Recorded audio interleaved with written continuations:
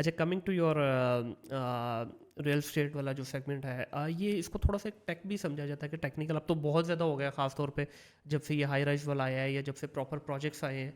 I still remember, क्योंकि मेरा भी 20-22 साल से फादर का ताल्लुक जो है रियल स्टेट से ही है फैमिली में, और बाकी लोग भी काफ़ी कर रहे हैं, मैं भी इनडायरेक्टली इसी से ही मुंसलिक हूँ। पहले था कि बस जिसको कोई काम नहीं है ना, ठीक है, 5 मरले का प्लॉट लिया, 3 मरले का प्लॉट लिया, बनाना शुरू कर दिया।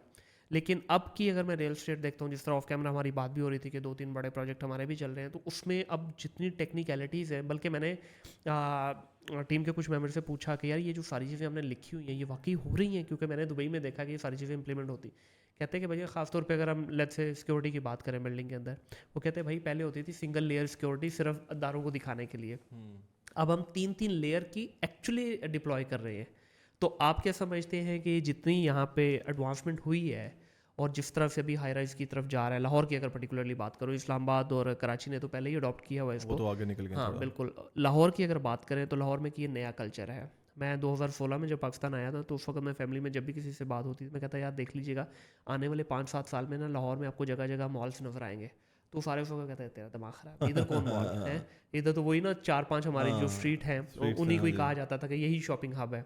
एम्पोरियम आया, उसके बाद पैकेजेस आया, अमाना आया, फिर देखते देखते अब इस वक्त देखें तकरीबन लाहौर के हर कॉर्नर के ऊपर छोटा बड़ा मॉल आपको नज़र आ ही रहा है। बिल्कुल अभी ऐसे ही। कुछ बड़े जाइगेंटिक साइज़ के पाइपलाइन में भी हैं, जिसमें आई थिंक सो डॉल्फिन है या डॉल्फिन है क्या, वो कराची वाला जो है, जी, कोई डॉलमैन है जो डीएचए डॉल्फिन, में हाँ बन रहा है जी। डीएचए में बहुत बड़ा मॉल बन रहा है वो भी।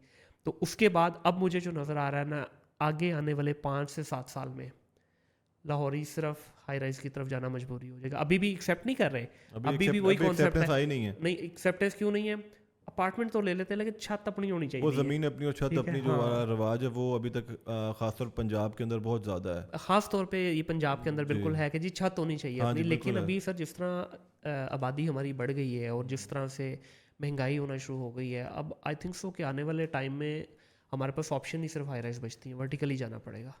अच्छा, ये तो है, बिल्कुल है, and I agree with you.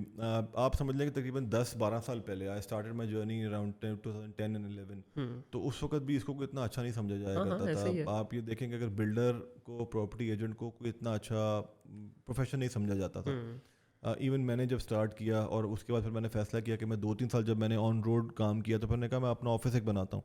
तो जब मैंने ऑफिस भी बनाया तो लोगों ने मुझे यही कहा कि यार ये कोई काम है, ये तो कोई वाइट कलर काम करो, आप अमेरिका से पढ़ के आए हो। लेबल था सर ठेकेदारी का हाँ, कि ठेकेदारी ठेकेदार का ले आते। लेबर था या बिल्डर का था कि यार हाँ। जो कुछ नहीं कर सकता, जैसे आपने कहा उसको ये वो ये कर ले। हम्म।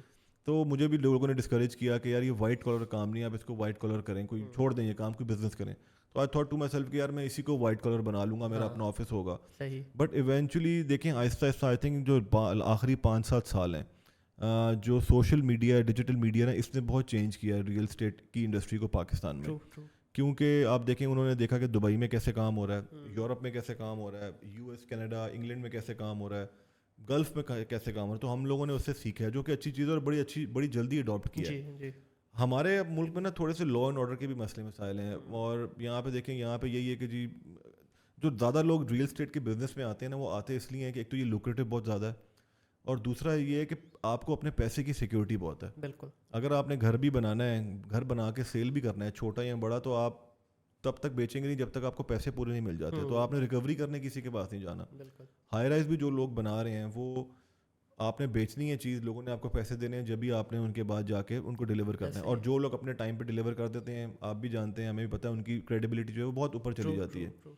तो हमारी जो इवॉल्व हुई है रियल इस्टेट की इंडस्ट्री, और भी तेज़ी से होगी। अनफॉर्चुनेटली पॉलिटिकल स्टेबिलिटी रहती नहीं है, प्राइसेस ऊपर चली जाती हैं, कारोबार में मंदा आ जाता है, लोग इन्वेस्ट नहीं करना चाहते, तो इसलिए जो है वो बिज़नेस जो है वो डाउन हो जाता है। बट वर्टिकल लिविंग की तरफ लोगों को जाना पड़ेगा, क्योंकि पॉपुलेशन जिस तरह बढ़ रही है, ज़मीन की प्राइस जिस तरह बढ़ रही है, लोगों के पास ऑप्शन ही कोई नहीं होनी। कराची में तो बहुत पहले ही लोग इसको अडॉप्ट कर चुके हैं, इस्लामाबाद में भी बहुत पहले कर लिया था, बिल्कुल। लाहौर से तो पहले ही कर लिया था। तो लाहौर में भी लोगों को करना पड़ेगा। अब 3 मरले 5 मरले घर करोड़, 1.25 करोड़, 1.5 करोड़ से कम का नहीं नहीं मिलता। मिल रहा।